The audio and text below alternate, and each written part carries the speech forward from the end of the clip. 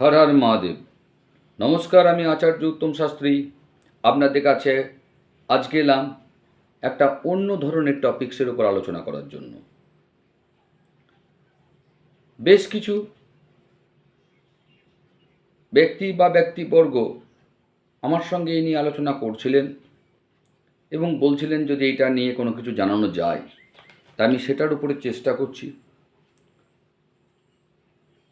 প্রথমেই আমার চ্যানেলে সকলকে আপনাদের স্বাগত। সঙ্গে থাকার জন্য অতি অবশ্যই ধন্যবাদ।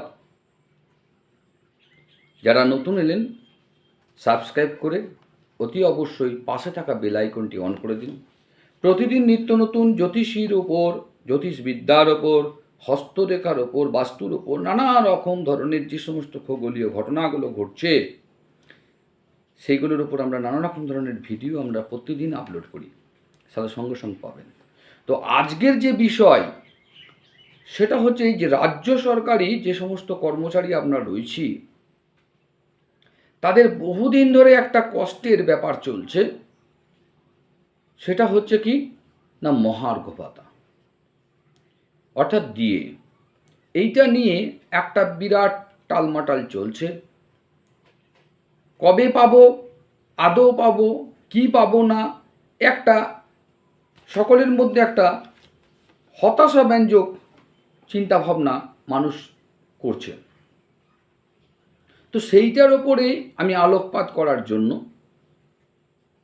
এই অ্যাস্ট্রোলজিক্যাল ভিউ নিয়ে আপনাদের সঙ্গে আলোচনা করতে এলাম যে কি হতে চলেছে বা কি হতে পারে।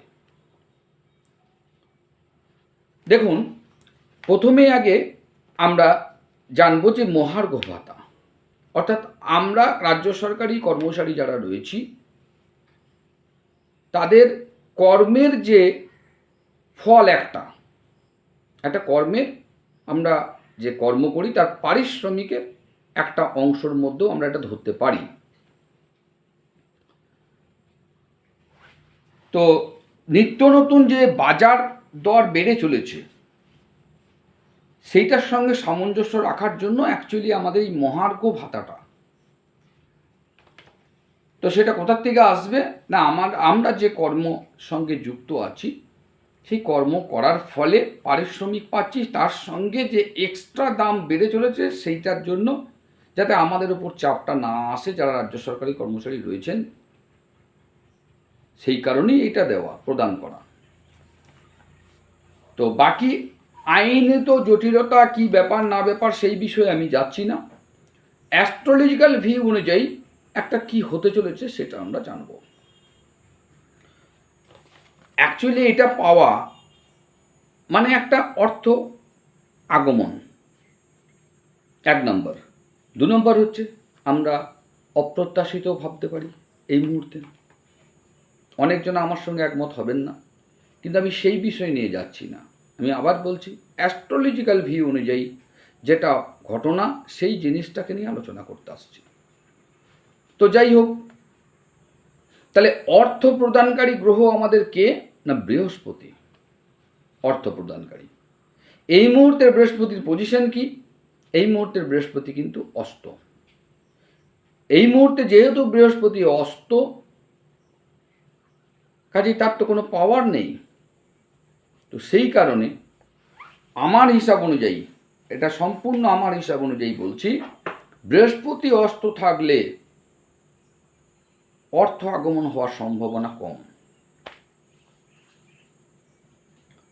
চলছে এখন যে কালপুরুষের ছক, সে কালপুরুষের যে নটল চার্ট সেই অনুযায়ী কেতুর মহাদশা চলছে, সঙ্গে রবির অন্তর্দশা।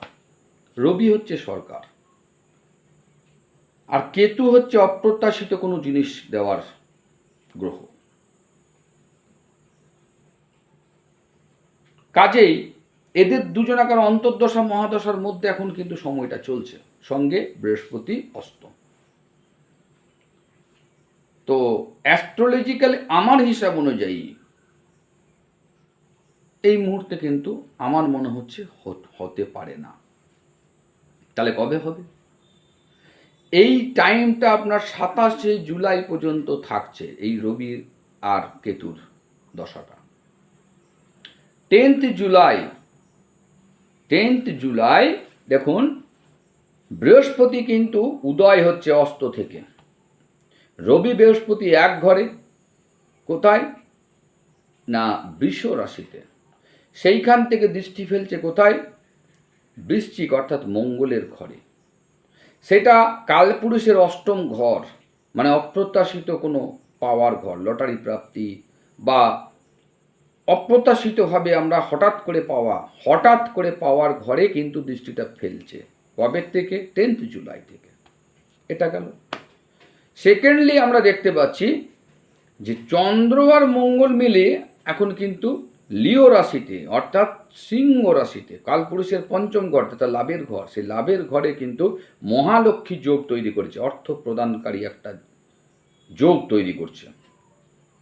তাহলে একদিকে মহালক্ষ্মী যোগ, একদিকে হচ্ছে বৃহস্পতি রবির দৃষ্টি, শুভ দৃষ্টি যাকে বলি, সেটা কিন্তু অষ্টম ঘরে পড়ছে কালপুরুষের।